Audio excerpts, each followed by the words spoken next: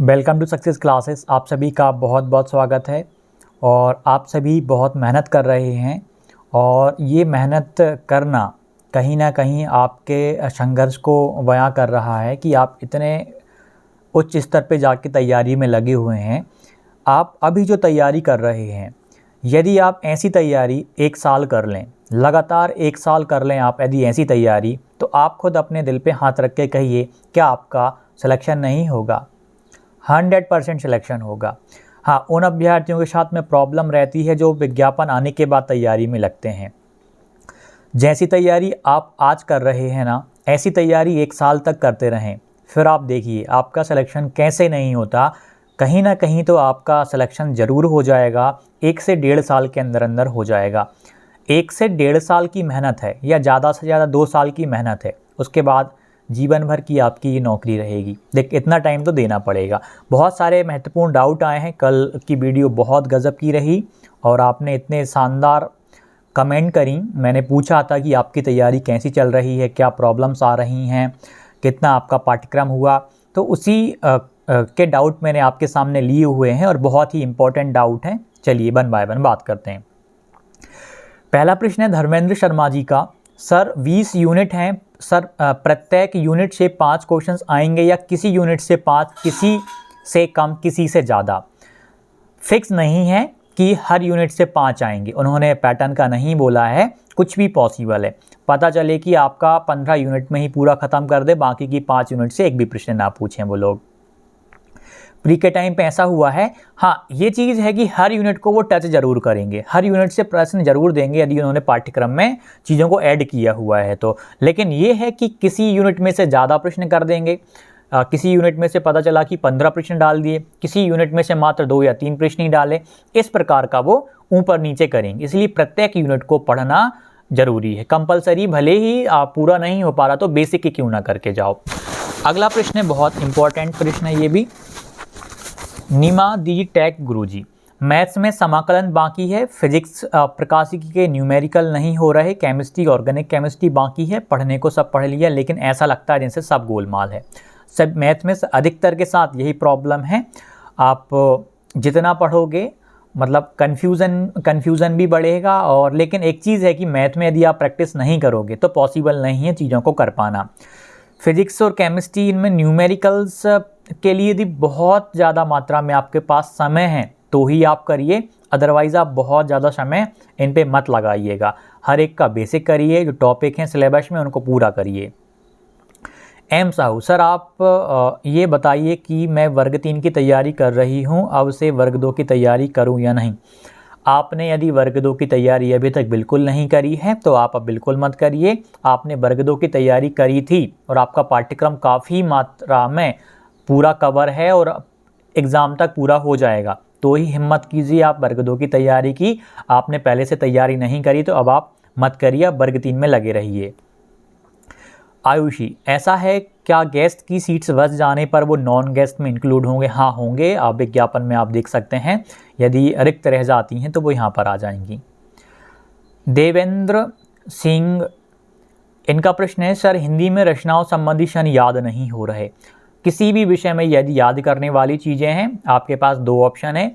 एक, आप अपने मोबाइल में होम स्क्रीन पे वॉलपेपर लगाइए, एक लॉक स्क्रीन पे आप वॉलपेपर लगाइए। जब भी आप लॉक ओपन करें तब उनको 1 बार 2 बार दिन में पढ़ने की कोशिश करिए। और जो डेट्स याद नहीं हो रही आप दीवार पे भी उनको चिपका सकते हैं, वहाँ से भी आप पढ़ सकते हैं।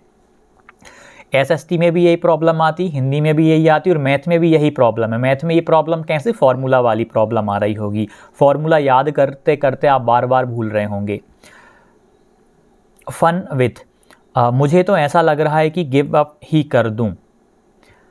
देखिए, एक चीज़ आपने सुनी हुई होगी कि एक दिन में हमारे मन में लगभग 60,000 विचार आते हैं और 60,000 विचार यदि आपके मन में रोज़ आ रहे हैं और अभी तैयारी के विचार आ रहे होंगे, कैसे पढ़ना है, क्या पढ़ना है, सारे विचार उससे संबंधित हैं। उसमें से कुछ विचार आपके ये भी तो हो सकते हैं कि मुझसे नहीं हो पाएगा, हार मान लेता हूँ या हार मान लेती हूँ। ऐसा नहीं है। 60,000 विचार में से 50,000 विचार तो आपके पक्ष में है ना, तो 50,000 विचार पे आप फोकस करिए। हार नहीं माननी, अंतिम समय ही सबसे मेन रहता है। बाद में कहीं दुख ना हो कि पेपर इतना सिंपल सा आया और पेपर देख के आपको दुख ना हो बाद में कि काश एग्ज़ाम दिया होता, मेरा भी सिलेक्शन हो जाता, जो टॉपिक्स मैंने पढ़ लिए थे, जो मेरे मजबूत थे और परीक्षा में वही आ गए। पता चला कि मतलब बहुत सारी संभावनाएं हैं, तो मेहनत करिए, यहाँ पे हार मानने वाली चीज़ अभी नहीं है। हार मानना एग्ज़ाम देने के अगले दिन की तैयारी नहीं करनी है, उसके बाद सोचना। लेकिन अब ये मन में विचार बिल्कुल नहीं आना चाहिए कि तैयारी कर रहे हैं ना करें, गिव अप कर दें कि गिव अप ना करें, बिल्कुल मन में विचार नहीं आना, फाइट करना है अब तो एग्ज़ाम तक। चेतना वी ब्लॉग, सर मेरा मैथ में 1-2 यूनिट बची हैं, डर लग रहा है। फिजिक्स में सिर्फ 1 यूनिट बची है और केमिस्ट्री में 1 यूनिट बची है, बाकी रिवीजन बचा है।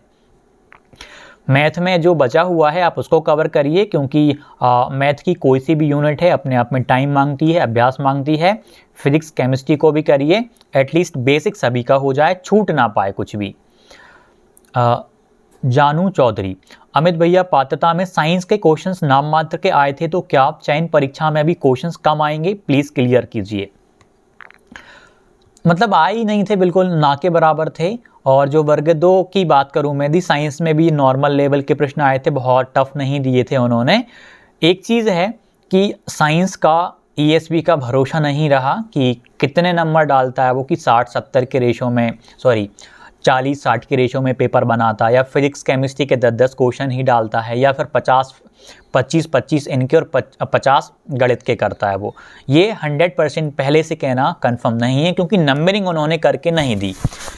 यदि वो नंबरिंग करके देते ना तो एक चीज़ क्लियर थी कि कंफर्म था कि भैया हर यूनिट से 5 क्वेश्चंस आएंगे, फिर आपको वैसे ध्यान देना पड़ता। लेकिन अभी क्लियर नहीं है, किसी भी हाल में अनिश्चित हैं, लेकिन पाठ्यक्रम में चीज़ शामिल हैं तो उनको पढ़ना तो आपको पड़ेगा।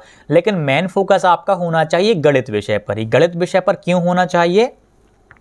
क्योंकि साइंस का जो फिजिक्स और केमिस्ट्री वाला पार्ट है वो, उसमें हर एक अभ्यर्थी को प्रॉब्लम्स आ रही हैं। बहुत ही मतलब हम बड़ा सिलेबस सा कहेंगे उसको, वो नहीं हो पाएगा। मैथ एक हद तक आप कर भी लो, लेकिन उनको कर पाना थोड़ा सा उस उच्च स्तर पे जाके पॉसिबल सा नहीं लग रहा। अंजी विश्वकर्मा, मेरा सिलेबस भी हो गया हिंदी साहित्य का, और टेस्ट देते टाइम हमेशा न्यू रचनाएं ही मिलती हैं, जिससे नंबर 70-81 ही आ जाते हैं। कितने ही स्टडी कर लूँ पर नंबर बढ़ ही नहीं रहे। अभी आप इस लूप में फंसी हैं, 80 के आसपास आपका स्कोर आ रहा है, अच्छा स्कोर है, और प्रयास करते रहिए, निश्चित तौर पे स्कोर बढ़ जाएगा। जो न्यू रचनाएं आ रही हैं उनके बारे में पढ़ें, किस लेखक की आ रही, किस कवि की आ रही, उस कवि के बारे में और जानें और पढ़ें। कुछ पाठ्यक्रम अधूरा लग रहा है तो उसको पूरा करें, आपका स्कोर बढ़ेगा फिर।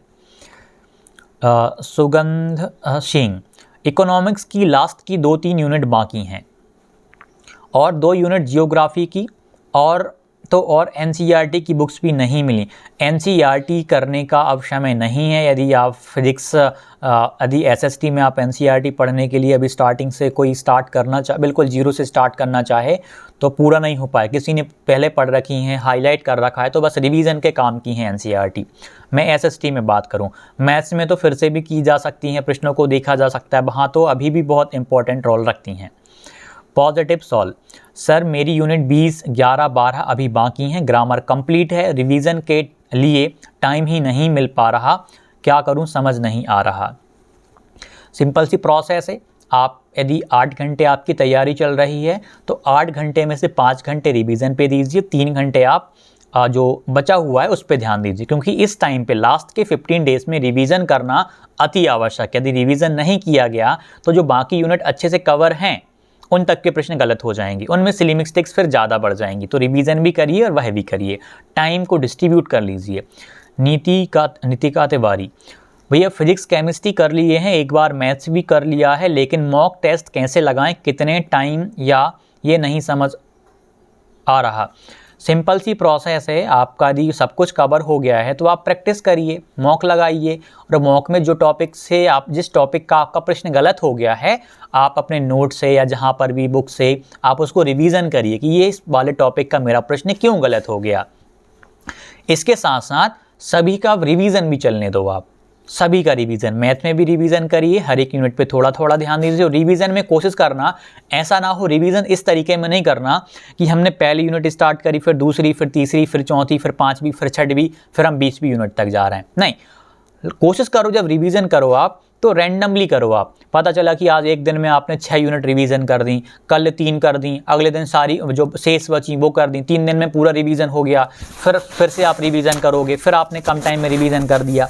इस प्रकार से कम टाइम में आपको चीज़ों को ज़्यादा से ज़्यादा कवर करना है रिवीजन के टाइम पे। तो ऐसे करेंगे तो आपका कवर हो जाएगा, ताकि बाकी यूनिट भी आपके दिमाग में घूमती रहें। ये ना हो कि आपने पहले यूनिट को पढ़ा तो 10वीं यूनिट आपकी गोलमाल हो गई, 8वीं यूनिट आप भूल गए। ऐसा ना हो। आप पहली यूनिट आप पढ़ रहे हो आज, तो आपको 10वीं यूनिट भी याद रहनी चाहिए, 9वीं भी याद रहनी चाहिए। यदि नहीं रह रही याद तो आप उसको भी रिवीजन करिए। मतलब सब कुछ अब मिक्स रूप में आपको रिवीजन सा करते रहना है। ये नहीं कि हम एक यूनिट पे लग गए तो अब इसको ही हम श्रेष्ठता के साथ पूरा कवर करेंगे, फिर हम अगली को देखेंगे, फिर ऐसे में ये होगा वो वाली आप भूल जाएंगे। नेहा रेकवार, भैया मेरी मैथ्स की 8, 9, 10 यूनिट रह गई हैं और फिजिक्स की 13, 14, 15, केमिस्ट्री लगभग पूरी हो गई है, लेकिन मैथ्स की 10th यूनिट बहुत समय ले रही है, उससे कैसे कवर करें। पहली बात है, यदि आपकी मैथ की 8, 9 और 10 यूनिट रह गई हैं, आपका मैथ का जो पाठ्यक्रम है लगभग आपका 30% अभी शेष रह गया है। यूनिट 8 भी बड़ी है, यूनिट 9 बहुत बड़ी है, यूनिट 10 भी बड़ी है, लेकिन 9 सबसे बड़ी यूनिट है आपकी। तो आप इनको कवर करिए। और फिजिक्स भी आपका काफ़ी सारा, मतलब 2 ही यूनिट कवर हुई हैं। केमिस्ट्री लगभग पूरी है। जितना टाइम हो पा रहा है आप उनको करिए।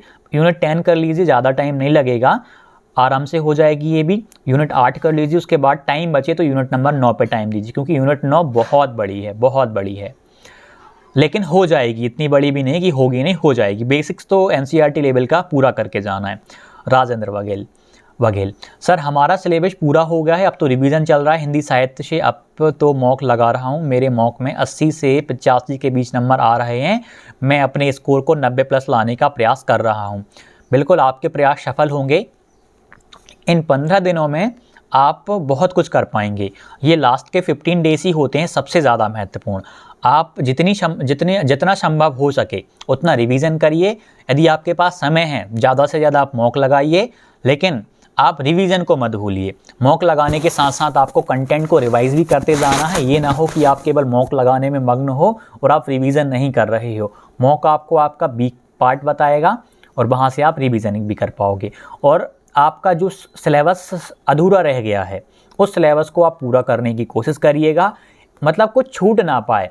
पता चला कि आपने यूनिट नंबर 8 छोड़ दी या 9 छोड़ दी, पता चला कि उसमें से 8 से 10 क्वेश्चन पूछ लिए गए, और 10 क्वेश्चन भी पता है कैसे पूछे गए, सिंपल से पूछे गए। यदि आपने बेसिक भी पढ़ा होता तो आपसे बन जाते। तो प्रत्येक यूनिट का बेसिक तो आपको कवर करके जाना ही है। ऐसा ना हो कि, क्योंकि ईएसवी में ऐसा होता रहा है कि एक यूनिट से भी वो 10 से 15 क्वेश्चन दे सकते हैं। इसीलिए हर यूनिट का बेसिक करके आपको जाना पड़ेगा, ताकि यदि बेसिक प्रश्न एटलीस्ट आते हैं तो आप उनको कर पाएँ, उनमें आप स्कोर कर पाएँ। ये चीज़ आपको करके चलना है। समय है, अभ्यास का समय है, मॉक का समय है, अभ्यास करिए ज़्यादा से ज़्यादा। रिवीजन का समय है, ज़्यादा से ज़्यादा आप चीज़ों को रिवाइज करिए, ताकि आपके दिमाग में वो चीज़ें बार बार आएँ और यादशी हो जाएं। याद हो जाएंगी तो आपकी सिली मिस्टेक्स कम होंगी। जो भी डाउट है तैयारी के संबंध में, और कैसी आपकी तैयारी चल रही है, कहाँ तक आप पहुँचे, क्या रणनीति है, कमेंट करके बताइएगा। मिलते हैं अगली वीडियो में। धन्यवाद।